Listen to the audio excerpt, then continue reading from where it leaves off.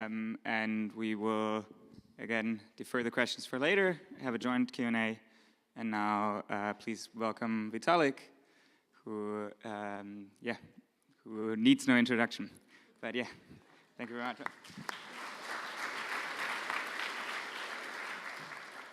I take your... No, it's just use this. Okay. Is there a clicker? There's no clicker. You have to click on the thing. Okay. Fun.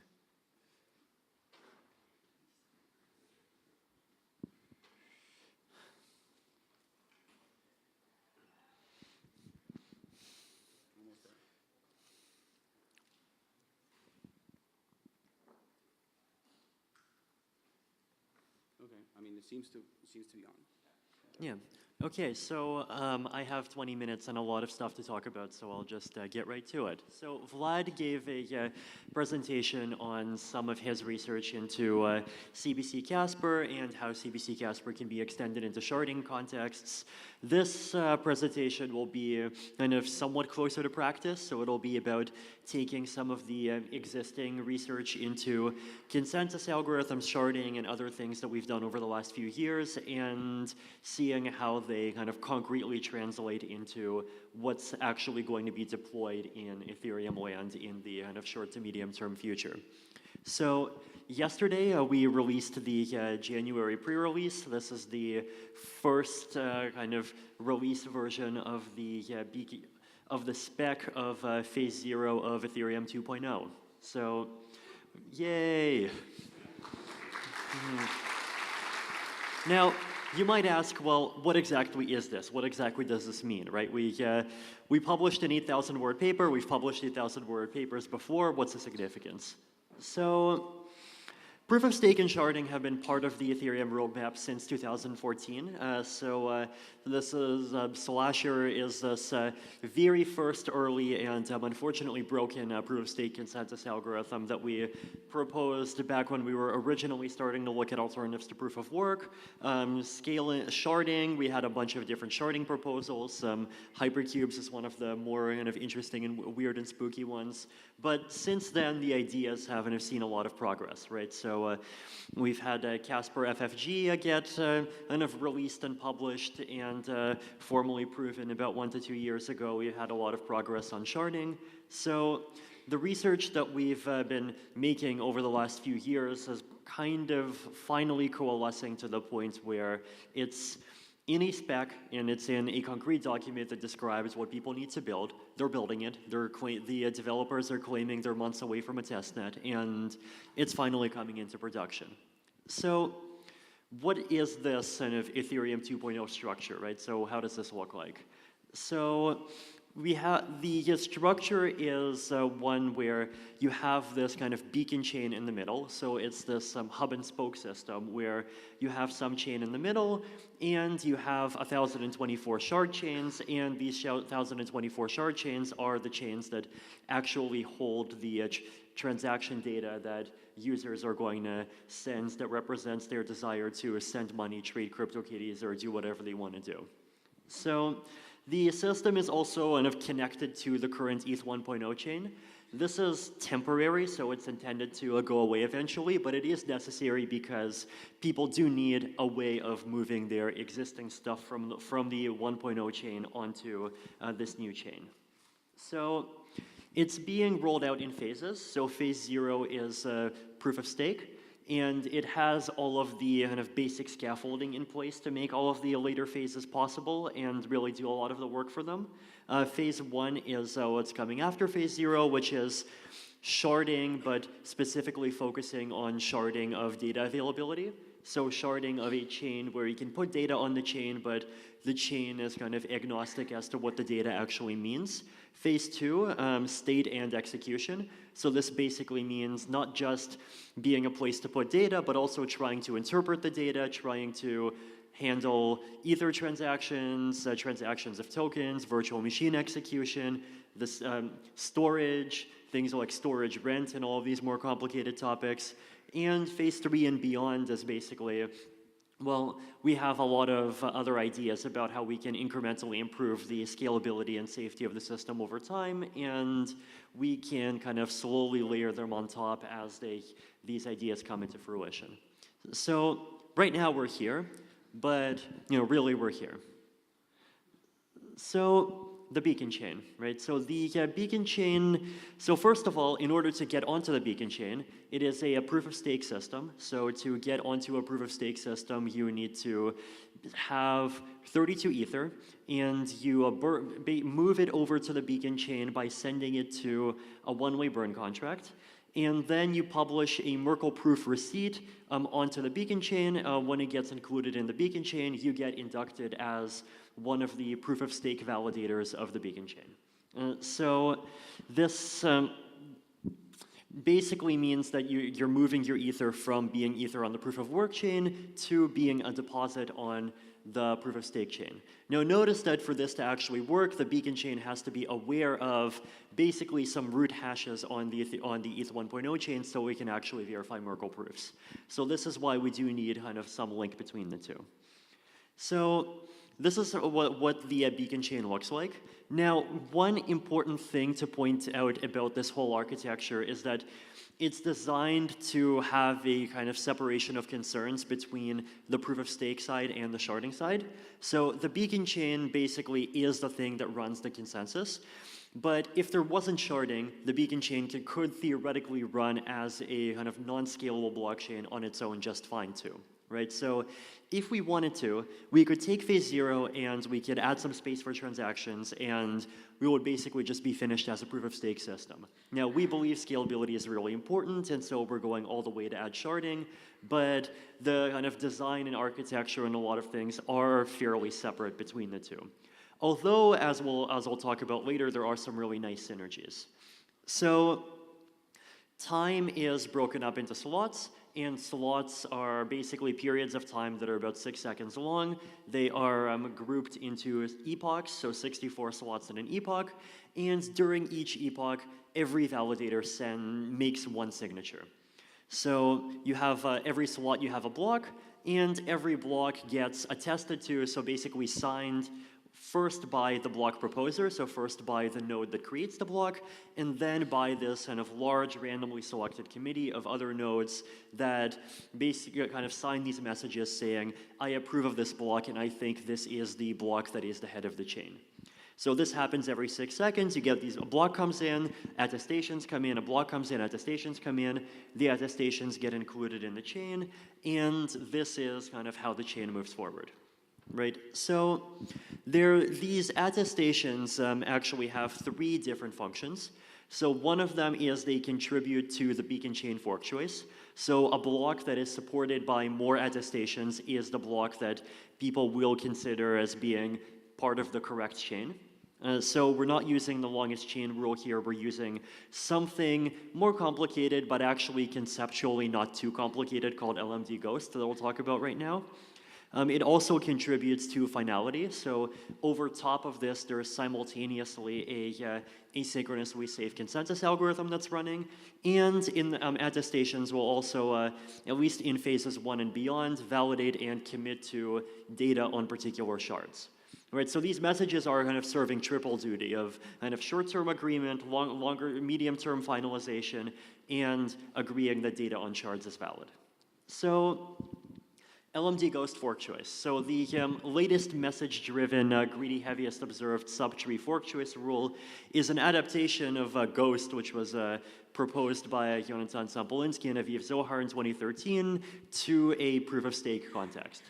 So the idea of Ghost is basically, it's a fork choice rule that says, if you want to figure out which block is the head of the chain, then you start at the beginning, and if there's only one child, you go to the child, but if there's a choice between 2 children, you go to the child that has more messages supporting it. So here, 1 message supporting it, here 4, and then you go up to the next fork, then there's 3 choices, this one has 2, and you go here, and you keep going until you find the head. So Ghost is interesting because it allows us to take in more information, right? It allows us to take in information not just from blocks that arrive in sequence, but also from blocks that arrive in parallel. So for example, if you look at these 3 messages over here, all 3 of these messages are all really also votes for this block over this block, right? And so that's something the longest chain rule, like as in proof of work, does not take into account, right? The longest chain rule basically says this has a score of 4 and this has a score of 1. But really, there aren't 4 votes over here, there are 6 votes. And this is something that for us is really necessary because we have a hell of a lot of votes happening every 6 seconds, and we want to take advantage of these votes to kind of give the chain this really robust level of stability, and basically make one confirmation be, the equivalent of 50 confirmations on the existing chain. So this is one. Now, LMD Ghost basically says instead of looking at every message, we look at the latest message that a given client has seen from every validator. Now, this is the fork choice. We can also look at finalization. So FFG finalization, basically, this is kind of an adaptation of some classical consensus algorithms that tries to sort of dual-purpose messages that are already being part of a chain-based proof-of-stake algorithm in order to achieve this kind of finality property. And so if the chain is kind of progressing normally, and if enough messages, like really more than 2/3 of the messages, are agreeing on the same blocks for a span of 2 epochs, then that basically ensures that this block at the beginning of the whole thing gets finalized. And you can prove that unless something like 1/3 of all of the validators are provably acting in some way that's malicious, this block is just never going to get reverted. Right, so this is asynchronously safe, and it's crypto-economically safe, and that's not something that you can get either in proof of work or in any chain-based proof-of-stake system. Crosslinks. So crosslinks are how proof-of-stake kind of interfaces with sharding. So you have shards, and each shard is also its own chain, and every validator on the beacon chain is also serving as a validator on some shard chain. Now, what we also want to do is we want to kind of commit blocks on the shard chain into the beacon chain for 2 reasons. One of them is so that finality on the beacon chain can also cause all the blocks on the shard chain to be finalized, right? If block A on a beacon chain commits to some block on a shard chain and block A gets finalized, then whatever thing on the shard chain it was committing to was also kind of indirectly finalized by proxy. And it also is the kind of base engine by which the different shards can talk to each other, right? So shards know what the beacon chain state is, the beacon chain knows what the shards are, and so anything that happens on one shard, you can use a Merkle path to prove that it happened to some other shard. So these crosslinks are basically messages that get signed by a committee, which is some randomly selected 128 to 4,096 validators. Now, you might notice that this is relying on a kind of honest majority assumption. So basically, this is saying that you have a bunch of validators, and we're going to assume that the majority of them are honest, and so the majority of them are only going to sign on any particular crosslink if they actually think that that data is legitimate. Now, it allows a kind of semi-adaptive adversary, but not an extremely adaptive adversary. So what this means is that for each you might notice for each crosslink, or for each shard, the committee that validates that shard is randomly sampled. And pseudo-randomly sampled using some hashes that are created using a special algorithm inside of the blockchain. And what this means is that if an attacker has, say, some smaller, less than 1/3 percentage of all of the validators in the chain, then there is a very small probability that the attacker actually will be selected to have the majority of the messages in any particular committee, and so every committee will be safe. Now, if we had an attacker that was somehow capable of corrupting a specific nodes after the specific nodes were chosen, then this is not secure against that. But we do have some other defenses against that. So BLS signature aggregation. Now you might ask, well, we have a lot of validators. We potentially have a really lot of validators. The total ETH supply is about 105 million. The amount of ETH you need to become a validator is 32. You can divide 105 million by 32 yourself. That's a heck of a lot of validators that are providing signatures every 6 minutes. How can anyone validate all of this? So BLS signature aggregation is this nice cryptographic magic that lets us do this. Basically, these validators are all signing these messages that are about 200 bytes. And every committee is signing on the exact same data, which is really nice. Right? If every committee is signing on the exact same data, it basically means that we can really kind of computationally and data efficiently aggregate these signatures, and all we need is the main message that they're signing, a bit string that represents what subset of the committee is participating, and you can combine all of these signatures into this one signature that can get verified extremely quickly. So the size is for 4,096 signatures is about 408 or 608 bytes, and it takes up to about 7 milliseconds to verify. Proofs of custody. So the question that this responds to is, can we do better than an honest majority for crosslinks? So far, well, from what I've said, the crosslinks are basically saying, well, we have these validators, and these validators are signing onto these blocks of shard chains, and they're only supposed to sign off on these blocks if they think the blocks are honest, and so if all of the validators or most of the validators are nice guys, then only correct shard data will actually be included. Can we do better than relying on them being nice guys? And I would argue we actually need to. So there is this somewhat famous paper on the validator's dilemma that was published 2 years ago. But basically the argument is most nodes are lazy and they're not going to validate data if they don't have to. And so what prevents people from switching to the much simpler and dumber strategy of just saying yes on everything? So proofs of custody basically are this mechanism where only if you have the underlying data for some block, you can run a computation on that data, generate a kind of new piece of data, commit to the Merkle root of the new piece of data, and later you have to reveal the secret seed that you used to generate the data, and once you reveal that secret seed, anyone else can, first of all, rerun the computation, verify that you did it correctly, and if you did it incorrectly, they can catch you with a fraud proof, or if you just did not even have the data in the first place and you just made some random commitment, then they can make a challenge that you would not be able to respond to, and in either case, they would cause you to lose a lot of money. So this is a kind of economic defense against a possible lazy majority that should hopefully discourage people from being lazy. So these are kind of some of the basic technologies that we're planning on introducing. There's also some future directions that we're looking at. So there's this work that Mustafa Al-Bassam and I did on data availability proofs via erasure coding. So this is a technology that makes light clients potentially much more powerful. And basically the idea is that if instead of committing to a Merkle root of just regular data, you commit to a Merkle root of data that you erasure coded, that in such a way that, say, any half of the data is needed to recover the original data, then a light client can just randomly sample Merkle branches, and if just from their random sampling they verify that more than half of the data is available, then they know that that data is probably there. And they don't need to actually download the whole thing to verify that enough data is there to recover the thing. So another thing we're looking at is Starks.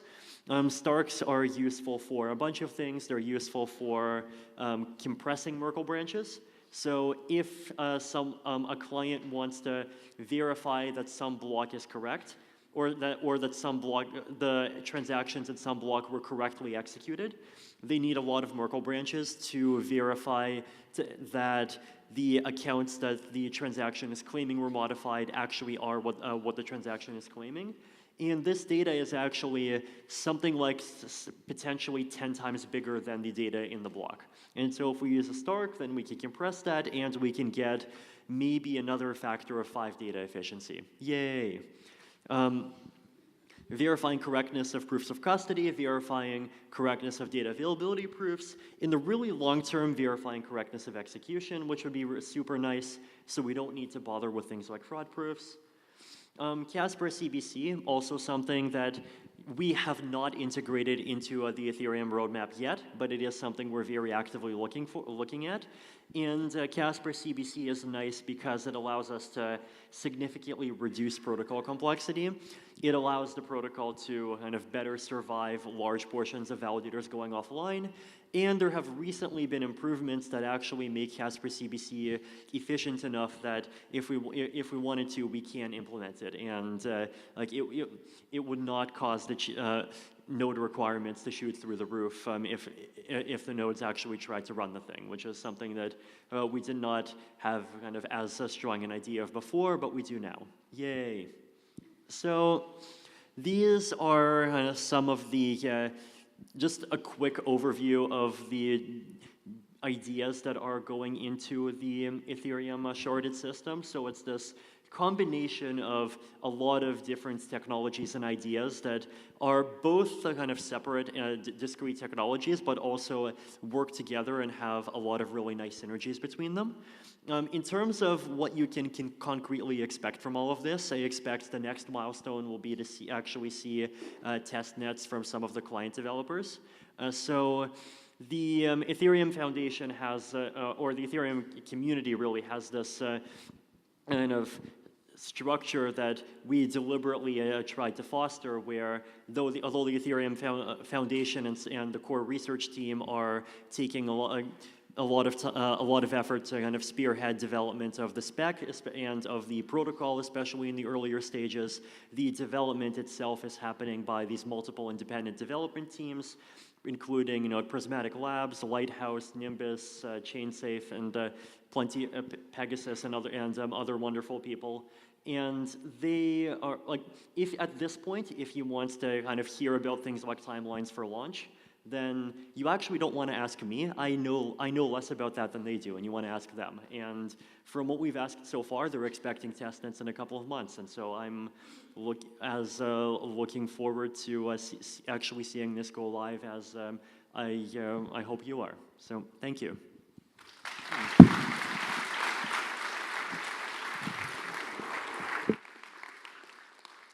Okay, thank you very much. Yeah, maybe I'll ask like one or two questions, and then we can open it up to the audience. So if you have questions, please maybe line up in the middle over there. Yeah, one question that I had is, can you maybe describe a little bit you mentioned this at the end, the difference between Casper CBC and currently how the sharded consensus works, or how it's planned in the beginning? Sure. So, I mean, first of all, like, there's multiple different families of Casper, and like they have the same. Casper CBC and Casper FFG have the same name, but like really, Casper basically just stands for Consensus Algorithm Spearheaded and Proposed by Ethereum Research. Like, these are like Casper FFG is like in efforts to try to kind of start from something closer to classical consensus and simplify and remodel it to be more like to be more compatible with a chain-based approach and sort of merge the two, whereas Casper CBC is more of a from-scratch approach that tries to kind of more emergently derive finality from either a chain-based or potentially any other kind of system.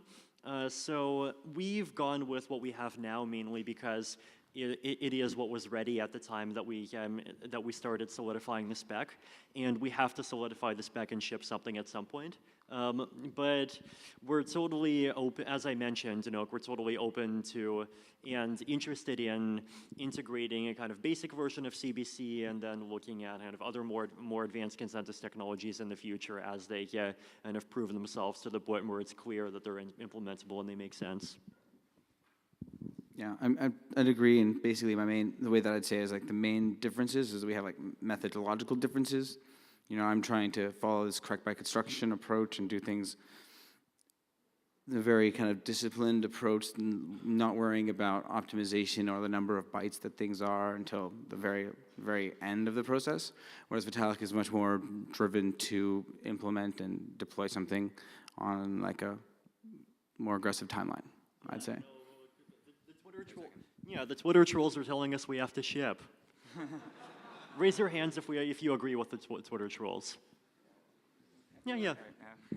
Everyone wants to ship, it's just a matter of like what, when, and how. So, I guess talking about shipping, what do you view as the future of the Ethereum 1 chain once the Ethereum 2 chain starts? Will it slowly die out? Will we be stuck with it forever? What is the approach for sort of the switch from chain 1 to chain 2? So I guess first of all, even before ETH2 launches and becomes usable, there is a lot of work kind of done by hardworking people like Alexei and like Lane and others on the 1.x front that are trying to do some short-term things like state size management to make Ethereum kind of more scalable and more usable in the short term, which is kind of the necessary. Then in the second stage, it's I expect like both chains will exist and people will kind of start migrating from one to the other when they feel comfortable, because there are a lot of benefits on being on a faster and sharded system with much lower fees and a 6-second block time. At the very beginning, I expect kind of data publishing type applications, so like things like these decentralized Twitters, to probably dominate ETH2 because they don't require much infrastructure, and then over time more and more complex smart contracts move over. Eventually, I expect ETH1 to kind of probably be subsumed into ETH2 either as a contract on top of it or something similar. I don't know. V, what are your thoughts on this? Well, I mean, I kind of hope that we do a hard fork upgrade of L1 of the ETH 1.0 into ETH 2.0, and that we don't keep a kind of side thing going on. But I think that the approach of not disrupting the chain while we're improving the system, makes sense. Like, I think we should test things and get people using them before we consider anything like a hard fork upgrade. In such a way that if someone were to use the Ethereum 2 chain, or the Ethereum 2 chain in effect wouldn't risk users that want to stay on the first chain. Okay. Maybe not for now. Not for now, okay. Then, yeah, I guess I'll open it up to the audience. So, yeah. Hi. So during the transition from 1.0 to 2.0, are you going to use 1.0 blocks as the candidate blocks for the 2.0 to finalize on? Or so, like, how are you going to actually do the transition from the POW chain into the POS chain?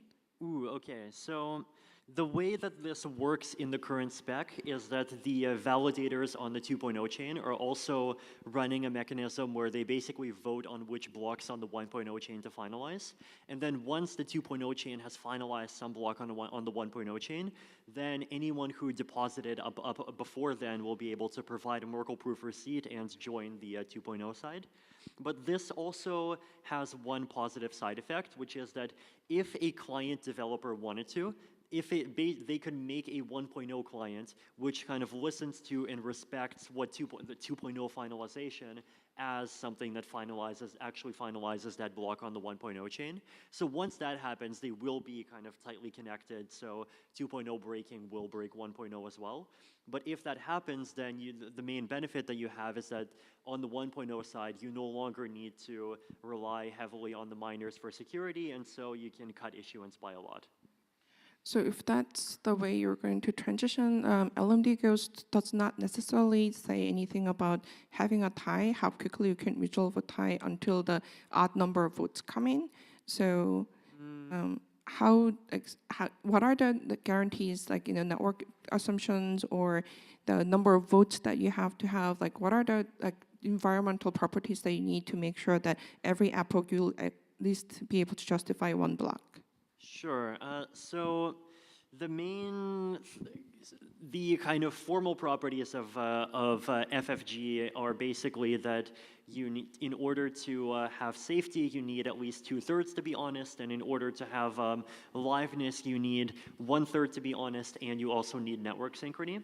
Now, in terms of network synchrony, I think if we were to try to make a formal proof, we probably would be able to prove something like that it works if the network latency was lower than a few seconds. But we've also done simulations, and one of the really wonderful things about Ghost is that Ghost can actually be pretty stable even if the network latency is several times larger than the block time.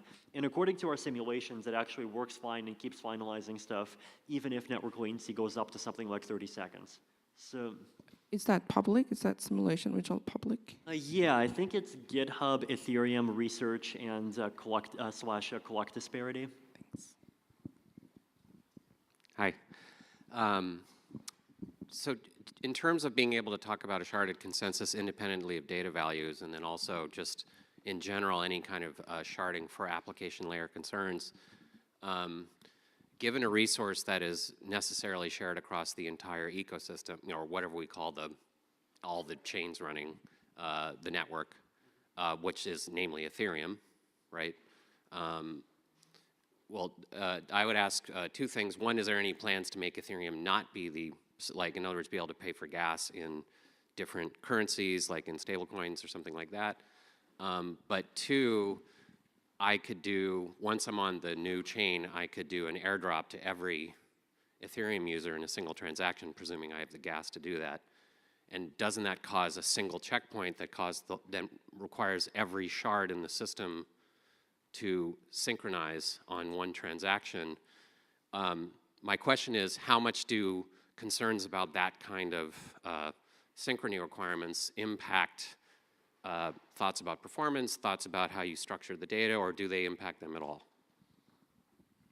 Well, the main thing that it factors into is actually discussion of gas limits and of how to make sure that you can't actually, do things that will slow down the whole system for really cheap. One of the points of gas is denial of service protection. And these are really denial of service attacks that gas limits are meant to protect against. And so, it definitely is a performance concern, but it's also something that we have gas limits to deal with. And in terms of will gas be payable in other currencies, my personal preference is not in protocol. The protocol shouldn't support it. You can make smart contract solutions where someone else packages your transaction and they get reimbursed, but that in protocol gas should be paid in ETH. To add to that answer in the context of the concrete spec that we're proposing, first of all, communication within a shard will be synchronous, but communication between shards will only be asynchronous. And so, you would do an airdrop. You could do an airdrop, but basically, what you would really be doing is you would be creating a pile of Merkle receipts in each shard that the recipients or someone will at some point just have to pay the gas to kind of trigger on the other shards. So there won't be this kind of point of synchronization between different shards. As far as abstraction goes, I generally fully agree with Vlad that abstraction of gas fees is something that makes much more sense to do on layer 2 rather than layer 1. And I mean, for me, the reason why is that I think in order to mitigate proof-of-stake validator centralization, the job of being an optimal proof-of-stake validator cannot be too complex. And so if you require proof-of-stake validators to kind of have a lot of access to financial markets and requiring them to solve multidimensional optimization problems, that starts to become more difficult to achieve. But on the other hand, I think you can get a lot of the benefits just with layer 2 protocols where people do whatever they want in kind of off-chain messages. Those off-chain messages pay fees to intermediaries. Those intermediaries create transactions, and then they pay the ETH and they claim fees. Thanks. Hi. I think it's interesting, when concrete kind of magic numbers appear in protocols and algorithms, and you've actually commented, for instance, in LMD Ghost, having, one uncle making, a given block have 2 pointers out makes the mathematical proving easier and so forth. 1024 for shards sort of, I think, appeared in FFG, and it's still there now. And on the one hand, it's a really big number, but I mean, Bill Gates one time said 640K, I think, was more memory than anybody would ever need. So I'm just curious, do you feel like you have a feeling of, how optimal that choice is now as a first one, and then if it can be scaled over time and what sort of impacts it would have? This is a longer term question, but just curious. Sure. I'd personally be totally in favor of the 1024 shard count being forked upward eventually. There's reason, I mean, so far, like, I have not found anything close, remotely approaching a kind of good, sensible governance algorithm for actually figuring out what the number should be in protocol. But other than, you know, like the usual validator voting or whatever. But it's, like, in terms of what the optimum is, I think, like starting with something lower makes, I mean, it makes sense. I mean, 1024 is high already, but starting with something lower makes sense from a safety point of view. And as the system grows and gets proven over time, then sure, it should go up and more.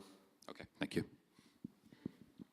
Hi, this question touches a little bit on the load balancing Vlad has mentioned earlier for sharding. So I'm wondering, so far we are looking at shards which are static, so that they cover a fixed part of the state. So like shard 1, for instance, could contain state values A and B, and shard 2 could contain state values X and Y. So the question is it conceivable that I have dynamic sharding in the sense that each validator can pick what state values it's interested in? So just like that they're partially overlapping, but that there's no static shard? I wouldn't let the validators pick, but this is the load balancer's responsibility in this kind of paradigm. The load balancer's responsibility is to move contracts around and to change the configuration of shards in order that the total gas consumption of the system is minimized, and so that the load is spread across the different shards. And definitely in this paradigm, you know, the shard contract assignment is not fixed. Okay, thank you. Hi, thanks for the great talk. I had a question about burning the transition from ETH1 to the new chain. So this burning of the coins seems to designed to prevent duplicate for coins or like airdrop coin. But what happens as the ETH1 starts to get deserted and gets less secure? A sort of a reorg attack comes and gives back people their old coins, and everybody would be happy, and probably they will still go back to the same hard fork situation, which could have been just at the very beginning just an airdrop. So first of all, like first of all, the economic value of the ETH1 token and ETH2 token we expect to be the same because it's all just ETH. So when you talk about the ETH1 chain being deserted, like being deserted by users doesn't mean that the proof of work reward goes down, right? And we don't expect the only way the proof of work reward goes down is if we hard fork it down. And the only case in which it makes sense for us to hard fork it down is in the case where there is this kind of tight coupling where beacon chain finalization finalizes proof of work blocks, because then the ETH1 chain security doesn't depend entirely on proof of work. And if that happens, then 51% attacks on proof of work are not going to break safety in the way that you're talking about. But also, if we this is like the current kind of 1 to 2 conversion approach is not set in stone. So if we want to, we could aim for something more aggressive. So like we could do something where, for example, even in one of the earlier phases, we add a big field into the beacon chain that contains ETH1 transaction. We come up with some separate mechanism for calculating state roots. Okay. So like if that is what we want or what we later decide makes sense, then there's like fairly simple ways to switch over to doing that. Thank you. Right, so given that the session is called the future of Ethereum, I would be thinking it would be appropriate to talk about maybe the future of the Ethereum Foundation. So is its role, firstly about its role primarily with respect to the project management of Ethereum 2.0?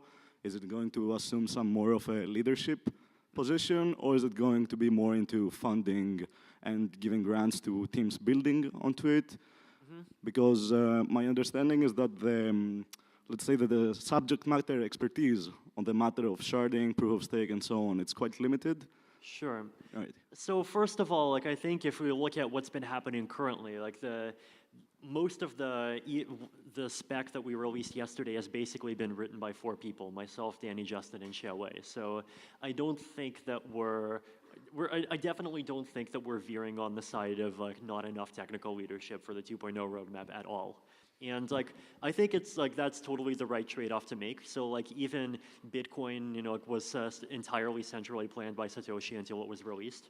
and so things that are kind of in the earlier stages when there's a lot of technical questions to be figured out. Like the core developers are doing that, and over time, like especially as real things get built and start being used on the blockchain, more and more stakeholders naturally come in, and I think that's something we've seen on the 1.0 side, and that's something we'll definitely see on the 2.0 side, like once it launches and there's a lot of users. But right now, I mean, like so far, I don't think that's a dimension in which we're kind of particularly failing. Okay, and if I may ask, okay. Going into 2019, other than fintech, what are the top 3 industries that would be embracing this Ethereum 2? And if I can question this, when can we see the Ethereum back at 14 plus? Where can we see what? Ether back at 1400 and above.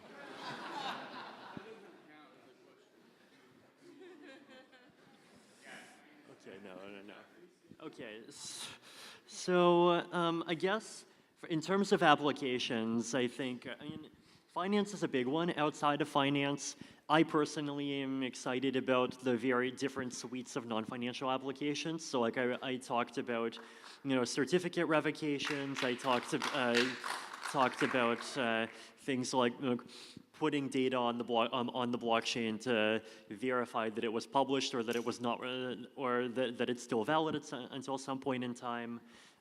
As far as industries go, like gaming seems to be interesting, but that's, in the short term, I think plasma chains could be really good for that. Is like the area where sharding really shines, as opposed to things like plasma chains, is where you have applications that are more complex than just payments or payments in exchange. And then in the longer term, I expect to just see sort of more and more just regular random stuff that right now you would do on the internet. At least kind of cores of it become possible to partially do on blockchains as bigger scalability gets proven out. There's